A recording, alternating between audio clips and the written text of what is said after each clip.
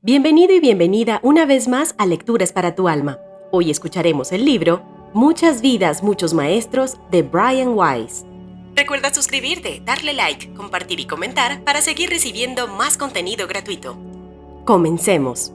Prefacio. Sé que hay un momento para todo. Tal vez en el momento en el que se produce un hecho, no contamos con la penetración psicológica ni la previsión necesaria para comprender las razones, pero con el tiempo y con paciencia saldrán a la luz. Así ocurrió con Catherine. La conocí en 1980, cuando ella tenía 27 años. Vino a mi consultorio buscando ayuda para su ansiedad, sus fobias, sus ataques de pánico. Aunque estos síntomas la acompañaban desde la niñez, en el pasado reciente habían empeorado mucho. Día a día se encontraba más paralizada emocionalmente, menos capaz de funcionar. Estaba aterrorizada y comprensiblemente deprimida. En contraste con el caos de su vida, en esos momentos mi existencia fluía con serenidad. Tenía un matrimonio feliz y estable, 2 hijos pequeños y una carrera floreciente. Desde el principio mismo, mi vida pareció seguir siempre un camino recto. Crecí en un hogar con amor. El éxito académico se presentó con facilidad y apenas ingresando en la facultad había tomado ya la decisión de ser psiquiatra. Me gradué de la Universidad de Columbia, Nueva York, en 1966, con todos los honores. Proseguí mis estudios en la Escuela de Medicina de la Universidad de Yale, donde recibí mi diploma de médico en 1970. Después de un internado en el Centro Médico de la Universidad de Nueva York, volví a Yale para completar mi presencia como psiquiatra. Al terminarla, acepté un cargo en la Universidad de Pittsburgh. 2 años después, me incorporé a la Universidad de Miami para dirigir el departamento psicofarmacológico. Allí, logré renombre nacional en los campos de la psiquiatría biológica y el abuso de drogas. Tras 4 años, fui ascendido al rango de profesor asociado de psiquiatría y designado jefe de la misma materia en un gran hospital de Miami, afiliado a la universidad.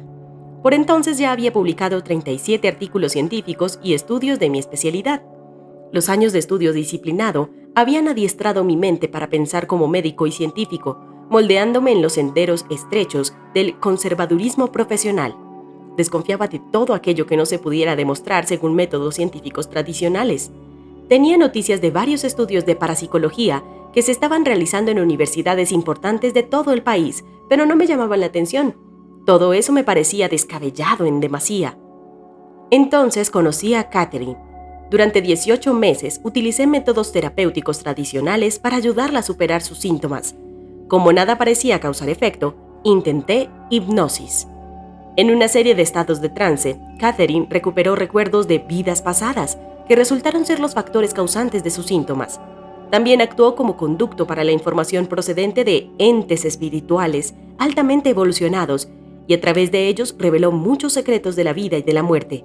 En pocos y breves meses, sus síntomas desaparecieron y reanudó su vida, más feliz y más en paz que nunca. En mis estudios no había nada que me hubiera preparado para algo así. Cuando estos hechos ocurrieron, me sentí absolutamente asombrado. No tengo explicaciones científicas de lo que ocurrió. En la mente humana hay demasiadas cosas que están más allá de nuestra comprensión. Tal vez Catherine, bajo la hipnosis, pudo concentrarse en esa parte de su mente subconsciente que acumulaba verdaderos recuerdos de vidas pasadas. Tal vez utilizó aquello que el psicoanalista Carl Jung denominó inconsciente colectivo, la fuente de energía que nos rodea y contiene los recuerdos de toda la raza humana. Los científicos comienzan a buscar estas respuestas. Nosotros, como sociedad, podemos beneficiarnos mucho con la investigación de los misterios que encierran el alma, la mente, la continuación de la vida después de la muerte y la influencia de nuestras experiencias en vidas anteriores sobre nuestra conducta actual. Obviamente, las ramificaciones son ilimitadas, sobre todo en los campos de la medicina, la psiquiatría, la teología y la filosofía. Sin embargo, la investigación científicamente rigurosa de estos temas está todavía en mantillas. Si bien se están dando grandes pasos para descubrir esta información, el proceso es lento y cuenta con mucha resistencia tanto por parte de los científicos como de los egos. A lo largo de la historia, la humanidad siempre ha resistido al cambio y a la aceptación de nuevas ideas. Los textos históricos están llenos de ejemplos. Cuando Galileo descubrió las lunas de Júpiter, los astrónomos de su época se negaron a aceptar su existencia e incluso a mirar esos satélites, pues estaban en conflicto con las creencias aceptadas. Así ocurre ahora entre los psiquiatras y otros terapeutas que se niegan a experimentar y examinar, a evaluar las considerables pruebas reunidas acerca de la supervivencia tras la muerte física y sobre los recuerdos de vidas pasadas. Mantienen los ojos bien cerrados.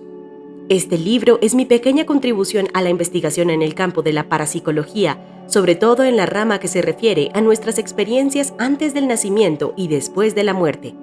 Cada palabra de lo que aquí se va a contar es cierta. No he agregado nada y solo he eliminado las partes repetitivas. He alterado ligeramente la identidad de Catherine para respetar su intimidad. Me llevó 4 años decidirme a escribir sobre lo ocurrido, 4 años reunir valor para aceptar el riesgo profesional de revelar esta información nada ortodoxa. De pronto, una noche mientras me duchaba, me sentí impedido a poner esta experiencia por escrito. Tenía la fuerte sensación de que era el momento correcto, de que no debía retener la información por más tiempo. Las lecciones que había aprendido estaban destinadas también a otros. No me habían sido dadas para que las mantuviera en secreto. El conocimiento había llegado por medio de Catherine y ahora debía pasar a través de mí. Comprendí que de cuantas consecuencias pudiera sufrir, ninguna sería tan devastadora como para no compartir el conocimiento adquirido sobre la inmortalidad y el verdadero sentido de la vida. Salí a toda carrera del baño y me senté ante el escritorio, con el montón de cintas grabadas durante mis sesiones con Catherine. En las horas de la madrugada pensé en mi viejo abuelo húngaro, que había muerto durante mi adolescencia. Cada vez que yo confesaba tener miedo de correr un riesgo, él me alentaba amorosamente, repitiendo su expresión favorita en nuestro idioma. ¿Qué diablos?, decía con su acento extranjero. ¿Qué diablos? Capítulo 1. Cuando vi a Catherine por primera vez, ella lucía un vestido de color carmesí intenso y hojeaba nerviosamente una revista en mi sala de espera. Era evidente que estaba sofocada. Había pasado los 20 minutos anteriores paseándose por el pasillo, frente a los consultorios del departamento de psiquiatría, tratando de convencerse de que debía asistir a su entrevista conmigo en vez de echar a correr. Fui a la sala de espera para saludarla y nos estrechamos la mano. Noté que las suyas estaban frías y húmedas, lo cual confirmaba su ansiedad. En realidad había tenido que reunir valor durante 2 meses para pedir esa cita conmigo, pese a que 2 médicos del personal, hombres en quien ella confiaba, le habían aconsejado insistentemente que me pidiera ayuda. Finalmente, allí estaba. Catherine es una mujer extraordinariamente atractiva, de ojos color avellana y pelo color rubio, medianamente largo. Por esta época trabajaba como técnica de laboratorio en el hospital donde yo era jefe de psiquiatría. También se ganaba su sobresueldo como modelo de trajes de baño. Le hice pasar a mi consultorio y la conduje hasta un gran sillón de cuero que había tras del diván. Nos sentamos frente a frente, separados por mi escritorio semicircular. Catherine se inclinó en su sillón, callada, sin saber por dónde empezar. Yo esperaba, pues prefería que fuera ella misma quien eligiera el tema inicial. No obstante, al cabo de algunos minutos, empecé a preguntarle por su pasado. En esta primera visita comenzamos a desentrañar quién era ella y por qué acudía a verme. En respuestas a mis preguntas, Catherine reveló la historia de su vida. Era la segunda de 3 hijos, criada en el seno de su familia caótica, conservadora, en una pequeña ciudad de Massachusetts. Su hermano, 3 años mayor que ella, era muy atlético y disfrutaba de una libertad que ella nunca se le permitió. La hermana menor era la favorita de ambos padres. Cuando empezamos a hablar de sus síntomas, se puso notablemente más tensa y nerviosa. Comenzó a hablar más deprisa y se inclinó hacia adelante, con los codos apoyados en la mesa. Su vida siempre había sido repleta de miedos. Tenía miedo del agua, tenía tanto miedo de asfixiarse que no podía tragar píldoras. También la asustaban los aviones, la oscuridad, le aterrorizaba la idea de morir. En los últimos tiempos, esos miedos habían comenzado a empeorar. A fin de sentirse a salvo, solía dormir en el amplio ropero de su apartamento. Sufría 2 o 3 horas de insomnio antes de poder conciliar el sueño. Una vez dormida, su sueño era ligero y agitado. Se despertaba con frecuencia. Las pesadillas y los episodios de sonambulismo que habían atormentado su infancia empezaban a repetirse. A medida que los miedos y los síntomas la iban paralizando cada vez más, mayor era su depresión. Mientras Catherine hablaba, percibí lo profundo de sus sentimientos. En el curso de los años, yo había ayudado a muchos pacientes como ella a superar el tormento de los miedos. Por eso confiaba en poder prestarle la misma ayuda. Decidí que comenzaríamos por ahondar en su niñez, buscando las raíces originarias de sus problemas. Por lo común, este tipo de indagación ayuda a aliviar la ansiedad. En caso de necesidad y si ella lograba tragar píldoras, le ofrecería alguna medicación suave contra la ansiedad para que estuviera más cómoda. Era el tratamiento habitual para sus síntomas y yo nunca vacilaba en utilizar sedantes y hasta medicamentos antidepresivos para tratar las ansiedades y los medios crónicos y graves. Ahora recurro a ellos con mucha más moderación y solo durante breves periodos, si acaso. No hay medicamento que pueda llegar a las verdaderas raíces de estos síntomas. Mis experiencias con Catherine y otros pacientes como ella así me lo han demostrado. Ahora sé que se puede curar en vez de limitarse a disminuir o enmascarar los síntomas. Durante esta primera sesión yo trataba con suave insistencia de hacerla volver a la niñez. Como Catherine recordaba asombrosamente pocos hechos de sus primeros años, me dije que debía analizar la posibilidad de utilizar la hipnoterapia como una posible forma de abreviar el tratamiento para superar esta depresión. Ella no recordaba ningún momento especialmente traumático de su niñez que explicara esos continuos miedos en su vida. En tanto ella se esforzaba y abría su mente para recordar, iban emergiendo fragmentos aislados de memoria. A los 5 años había sufrido un ataque de pánico cuando alguien la empujó desde un trampolín a la piscina. No obstante, dijo que incluso antes de ese incidente no se había sentido nunca cómoda en el agua. Cuando Catherine tenía 11 años, su madre había caído a una depresión grave. El extraño modo en que se alejaba de su familia hizo que fuera necesario consultar con un psiquiatra y someterla a electrochoque. Debido a este tratamiento, a su madre le costaba recordar cosas. La experiencia asustó a Catherine, pero aseguraba que cuando su madre mejoró y volvió a ser como siempre, esos miedos se disiparon. Su padre tenía un largo historial de excesos alcohólicos. A veces el hijo mayor tenía que ir al bar del barrio para recogerlo. El creciente consumo de alcohol lo llevaba a reñir frecuentemente con la madre de Catherine, quien entonces se volvía retraída y malhumorada. Sin embargo, la muchacha consideraba eso como un patrón familiar aceptado. Fuera de casa todo iba mejor. En la escuela secundaria salía con muchachos y mantenía un trato fácil con sus amigos, a la mayoría de los cuales conocía desde varios años atrás. Sin embargo, le resultaba difícil confiar en la gente, sobre todo en quienes no formaban parte del reducido círculo de sus amistades. En cuanto a la religión, para ella era simple y no se planteaba dudas. Se le había enseñado a creer en la ideología y las prácticas católicas tradicionales sin que ella pusiera realmente en tela de juicio la verdad y validez de su credo. Estaba segura de que, si era una buena católica y vivía como era debido, respetando la fe y sus ritos, sería recompensada con el paraíso. Si no, sufriría el purgatorio o el infierno. Un Dios patriarcal y su hijo se encargaban de las decisiones definitivas. Más tarde descubrí que Catherine no creía en la reencarnación. De hecho, sabía muy poco de este concepto, aunque había leído algo sobre los hindúes. La idea de la reencarnación era contraria a su educación y su comprensión. Nunca había leído sobre temas metafísicos u ocultistas porque no le interesaban en absoluto. Estaba segura de sus creencias. Terminaba la escuela secundaria. Catherine cursó 2 años de estudios técnicos que la capacitaron como técnica de laboratorio. Contando con una profesión y alentada por la mudanza de su hermano a Tampa, Catherine consiguió un puesto en Miami en un gran hospital asociado con la Universidad de Miami, ciudad a la que se trasladó a la primavera de 1974 a la edad de 21 años. La vida de Catherine y su pequeña ciudad había sido más fácil que la que tuvo que llevar en Miami. Sin embargo, le alegraba haber escapado de sus problemas familiares. Durante el primer año que pasó allí, conoció a Stuart, un hombre casado, judío y con 2 hijos, diferente en todo de los hombres con quienes había salido.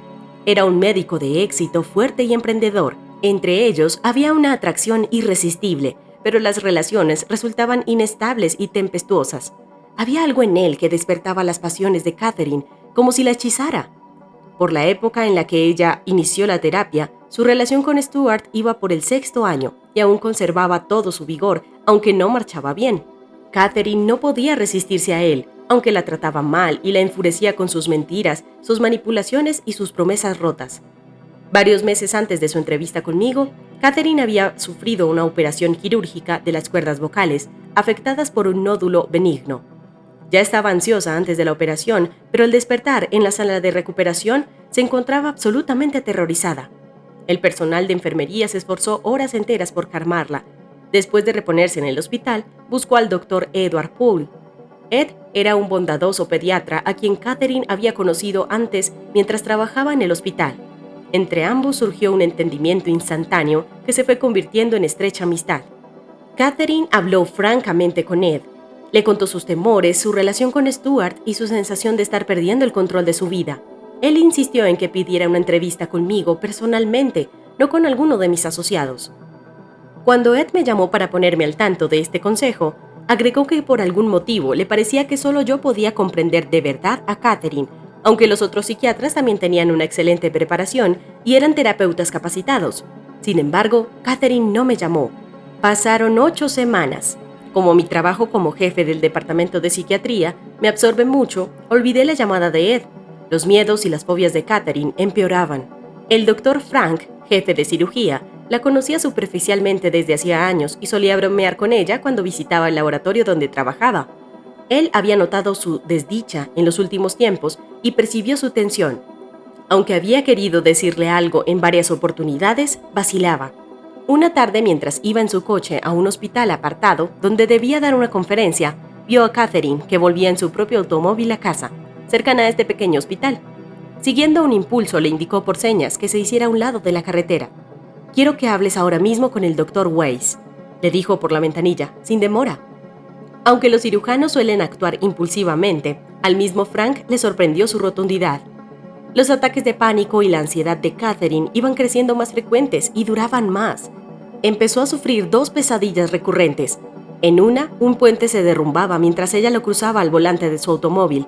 El vehículo se hundía en el agua y ella quedaba atrapada ahogándose. En el segundo sueño se encontraba encerrada en un cuarto totalmente oscuro, donde tropezaba y caía sobre las cosas sin lograr hallar una salida. Por fin vino a verme. Durante mi primera sesión con Catherine, yo no tenía la menor idea de que mi vida estaba a punto de trastocarse por completo, de que esa mujer asustada y confundida, sentada frente a mi escritorio, sería el catalizador, ni de que yo jamás volvería a ser el mismo. Capítulo 2. Pasaron 18 meses de psicoterapia intensiva. Catherine venía a verme 1 o 2 veces por semana. Era buena paciente, verbalmente expresiva, capaz de penetrar en lo psíquico y muy deseosa de mejorar. En este tiempo exploramos sus sentimientos, sus ideas y sus sueños. El hecho de que supiera reconocer los patrones de conducta recurrentes le proporcionaba penetración y entendimiento. Recordó muchos otros detalles importantes de su pasado, tales como las ausencias de su padre, que era marino mercante, y sus ocasionales arrebatos violentos después de haber bebido en exceso. Comprendía mucho mejor sus relaciones turbulentas con Stuart y expresaba el enojo de manera más apropiada. En mi opinión, por entonces, debería haber mejorado mucho. Los pacientes mejoran casi siempre cuando recuerdan influencias desagradables de su pasado, cuando aprenden a reconocer y corregir patrones de conducta inadaptada y cuando desarrollan la capacidad de ver sus problemas desde una perspectiva más amplia y objetiva. Pero Catherine no había mejorado. Aún la torturaban los ataques de ansiedad y pánico. Continuaban las vividas pesadillas recurrentes y todavía la aterrorizaba el agua, la oscuridad y estar encerrada. Aún dormía de manera interrumpida, sin descansar. Sufría palpitaciones cardíacas. Continuaba negándose a tomar medicamentos por temor a ahogarse con las píldoras. Yo me sentía como si hubiera llegado a un muro. Por mucho que hiciera, el muro seguía siendo tan alto que ninguno de los dos podía franquearlo.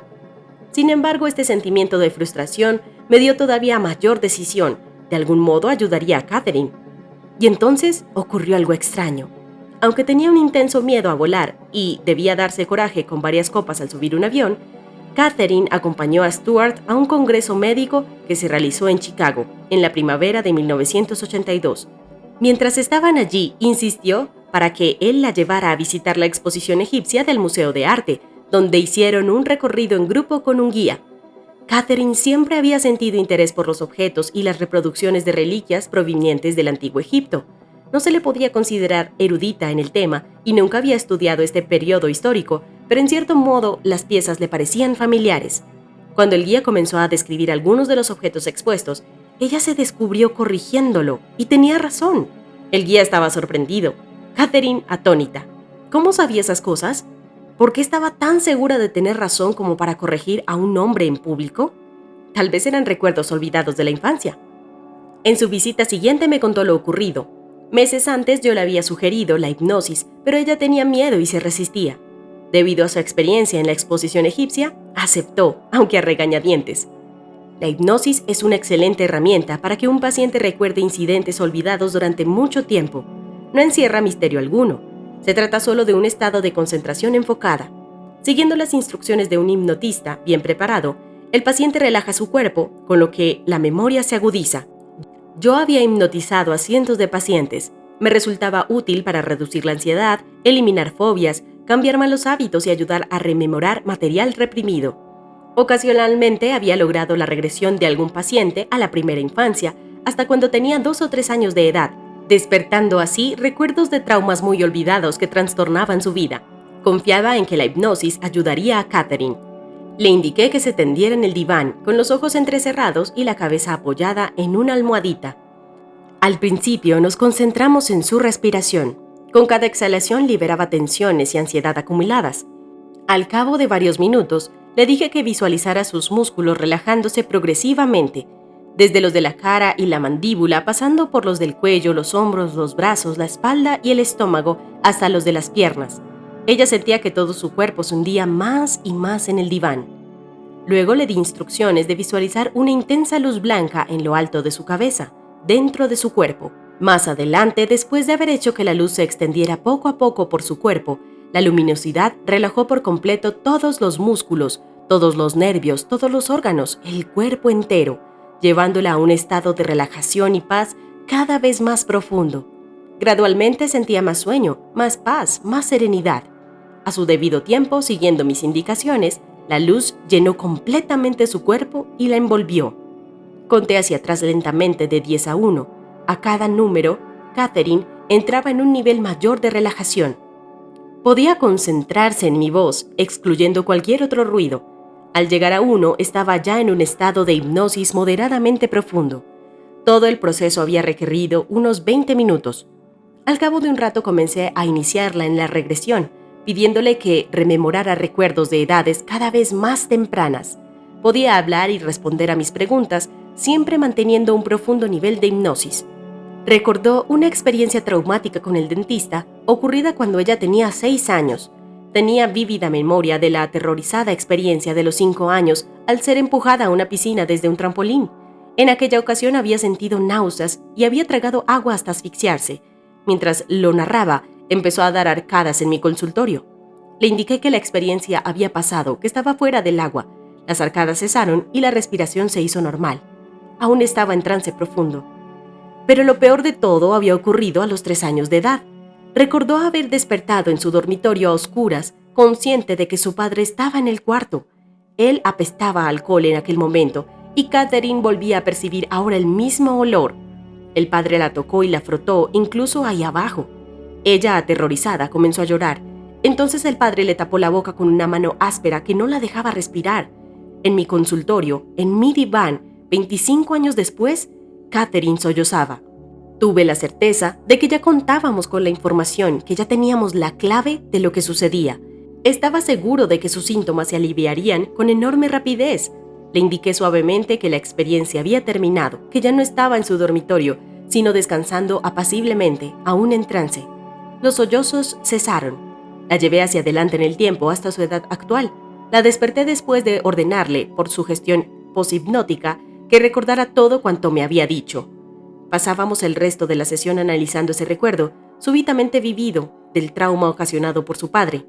Traté de ayudarla a que aceptara y asimilara su nuevo conocimiento. Ahora ella podía comprender su relación con el padre, que provocaba en él determinadas reacciones y frialdad, porque ella le tenía miedo. Cuando salió del consultorio, aún estaba temblando, pero yo sabía que la comprensión ganada compensaba el haber sufrido un malestar pasajero. En el drama de descubrir sus dolorosos recuerdos, profundamente reprimidos, había olvidado por completo buscar la posible conexión infantil con los objetos egipcios, pero cuando menos comprendía mejor su pasado. Había recordado varios acontecimientos aterrorizantes. Yo esperaba una importante mejoría de sus síntomas. Pese a esa nueva comprensión, a la siguiente semana me informó de que sus síntomas se mantenían intactos, tan graves como siempre. Eso me sorprendió. No lograba entender qué fallaba. ¿Era posible que hubiera ocurrido algo antes de los 3 años? Habíamos descubierto motivos sobrados para que temiera a la asfixia, al agua, a la oscuridad y al estar encerrada. Sin embargo, los miedos penetrantes, los síntomas, la ansiedad desmedida, aún devastaban su vida consciente. Sus pesadillas eran tan terroríficas como antes. Decidí llevarla a una regresión mayor. Mientras estaba hipnotizada, Catherine hablaba en un susurro lento y claro. Gracias a eso pude anotar textualmente sus palabras y las he citado sin alteraciones. Los puntos suspensivos representan pausas en su relato, no correcciones u omisiones de mi parte. No obstante, parte de las repeticiones no han sido incluidas. Poco a poco llevé a Catherine hasta la edad de 2 años, pero no recordó nada importante. Le di instrucciones firmes y claras. Vuelve a la época en la que iniciaron tus síntomas. No estaba en absoluto preparado para lo que sucedió a continuación. Veo escalones blancos que conducen a un edificio grande y blanco con columnas abierto por el frente. No hay puertas. Llevo puesto un vestido largo, un saco hecho de tela tosca. Tengo el pelo rubio y largo trenzado. Yo estaba confundido, no estaba seguro de lo que estaba ocurriendo. Le pregunté qué año era ese, cuál era su nombre. Aronda, tengo 18 años. Veo un mercado frente al edificio. Hay cestos. Esos cestos se cargan en los hombros. Vivimos en un valle. No hay agua. El año es 1863, antes de Cristo. La zona es estéril, tórrida, arenosa. Hay un pozo, ríos. No, el agua viene al valle después de las montañas. Después de escucharla relatar más detalles topográficos, le dije que se adelantara varios años en el tiempo y que me narrara lo que viera. Hay árboles y un camino de piedra. Veo una fogata donde se cocina. Soy rubia. Llevo un vestido largo y áspero. Calzado, sandalias. Tengo 25 años. Tengo una pequeña llamada Cleastra. Es Rachel. Rachel es actualmente su sobrina, con la que siempre ha mantenido un vínculo muy estrecho. Hace mucho calor. Yo me llevé un sobresalto. Tenía un nudo en el estómago y sentía frío. Las visualizaciones y el recuerdo de Catherine parecían muy definidos. No vacilaba en absoluto. Nombres, fechas, ropas, árboles, todo visto con nitidez. ¿Qué estaba ocurriendo allí? ¿Cómo era posible que su hija de entonces fuera su actual sobrina? Pero la confusión era mayor que el sobresalto. Había examinado a miles de pacientes psiquiátricos, muchos de ellos bajo hipnosis, sin tropezar jamás con fantasías como esa, ni siquiera en sueños. Le indiqué que se adelantara hasta el momento de su muerte. No sabía con seguridad cómo interrogar a un paciente en medio de una fantasía o evocación tan explícita como esta, pero estaba buscando hechos traumáticos que pudieran servir de base a sus miedos y a sus síntomas actuales. Los acontecimientos que rodeaban la muerte podían ser especialmente traumáticos. Al parecer, una inundación o un maremoto arrasaba la aldea. Hay olas grandes que derriban los árboles. No tengo hacia dónde correr. Hace frío, el agua está fría. Debo salvar a mi niña, pero no puedo. Solo puedo abrazarla con fuerza. Me ahogo. El agua me asfixia. No puedo respirar. No puedo tragar. Agua salada. La pequeña me es arrancada de los brazos. Catherine jadeaba y tenía dificultad para respirar. De pronto su cuerpo se relajó por completo. Su respiración se volvió profunda y regular. Veo nubes. Mi pequeña está conmigo y los otros de la aldea. Veo a mi hermano. Descansaba. Esa vida había terminado. Parecía en trance profundo y yo estaba estupefacto. ¿Vidas anteriores? ¿Reencarnación? Mi mente clínica me indicaba que Catherine no estaba fantaseando, que no inventaba ese material. Sus pensamientos, sus expresiones, su atención a los detalles en particular, todo se diferenciaba de su estado normal de conciencia. Por la mente me cruzó toda la gama de diagnósticos psiquiátricos posibles, pero su estado psíquico y su estructura de carácter no explicaba esas revelaciones. ¿Esquizofrenia? No. Catherine nunca había dado muestras de trastornos cognitivos o de pensamiento. Nunca había sufrido alucinaciones auditivas ni visuales. No oía voces ni tenía visiones estando despierta. Ningún tipo de episodios psicopáticos. Tampoco se trataba de una ilusión, perder el contacto con la realidad. No tenía personalidad múltiple ni escondida. Solo había una Catherine y su mente consciente tenía perfecta conciencia de eso. No demostraba tendencias psicopáticas o antisociales. No era una actriz, no consumía drogas ni sustancias alucinógenas. Su consumo de alcohol era mínimo. No padecía enfermedades neurológicas o psicológicas que pudieran explicar esa experiencia vivida e inmediata en estado de hipnosis. Esos eran recuerdos de algún tipo, pero ¿de dónde procedían? Mi reacción instintiva era que acababa de tropezar con algo de lo que no sabía, la reencarnación y los recuerdos de vidas pasadas. No puede ser, me decía mi mente, científicamente formada. Se resistía a aceptarlo. Sin embargo, estaba ocurriendo delante de mis ojos, aunque no pudiera explicarlo, tampoco me era posible negar su realidad. Continúa, le dije nervioso, pero fascinado por lo que ocurría. ¿Recuerdas algo más? Ella recordó fragmentos de otras 2 vidas. Tengo un vestido de encaje negro y encaje negro en mi cabeza. Mi pelo es oscuro, algo canoso. Es 1756 después de Cristo. Soy española, me llamo Luisa y tengo 56 años. Estoy bailando, hay otros que también bailan. Estoy enferma, tengo fiebre, sudores, fríos. Hay mucha gente enferma. La gente se muere, los médicos no lo saben, pero fue por el agua. La llevé hacia adelante en el tiempo. Me recobro, pero aún me duele la cabeza. Aún me duelen los ojos y la cabeza por la fiebre y por el agua. Muchos mueren. Más adelante me dijo que en esa vida era prostituta, pero que no me había dado esa información porque la avergonzaba. Al parecer, en estado de hipnosis podía censurar algunos de los recuerdos que me transmitía. Puesto que había reconocido a su sobrina en una vida anterior, le pregunté impulsivamente si yo estaba presente en alguna de sus existencias. Sentía curiosidad por conocer mi papel, si acaso lo tenía en sus recuerdos. Me respondió con prontitud, en contraste con las evocaciones anteriores, muy lentas y pausadas. Tú eres mi maestro. Estás sentado en un satélite de roca. Nos enseñas con libros. Eres anciano, de pelo gris. Usas un vestido blanco, una toga, con bordes dorados. Tú te llamas Diógenes.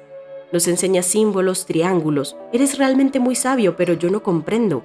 El año es 1568 a.C. La fecha era aproximadamente 1200 años anterior al famoso Diógenes, filósofo de Grecia. El nombre no era muy insólito. La primera sesión había terminado. Le sucederían otras aún más asombrosas. Cuando Catherine se hubo ido y durante varios días más, reflexioné mucho en los detalles de la regresión hipnótica. Regresar es natural en mí. Muy pocos de los detalles que emergieran de una hora de terapia, incluso de las normales, escapaban a mi obsesivo análisis mental, y esa sesión difícilmente podía considerarse normal. Por añadidura, era muy escéptico con respecto a la vida después de la muerte, la reencarnación, las experiencias de abandono del cuerpo y los fenómenos de este tipo. Después de todo, según pensaba la parte lógica de mi persona, eso podía ser fantasía de Catherine. En realidad, me sería imposible demostrar la veracidad de sus aseveraciones o visualizaciones. Pero yo también tenía conciencia, aunque mucho más difusa, de un pensamiento menos emocional. Mantén la mente abierta, me decía ese pensamiento. La verdadera ciencia comienza por la observación. Sus recuerdos podían no ser fantasías ni imaginación. Podía haber algo más de lo que estaba a la vista o al alcance de cualquier otro sentido. Mantén la mente abierta. Consigue más datos. Otro pensamiento me importunaba. Catherine, tan propensa a temores y ansiedades desde siempre, ¿no tendría demasiado miedo de volver a someterse a la hipnosis? Resolví no llamarla. Que ella también dirigiera la experiencia. Esperaría a la semana siguiente. Estás escuchando Lecturas para tu alma. Recuerda suscribirte, darle like, compartir y comentar para seguir recibiendo más contenido gratuito.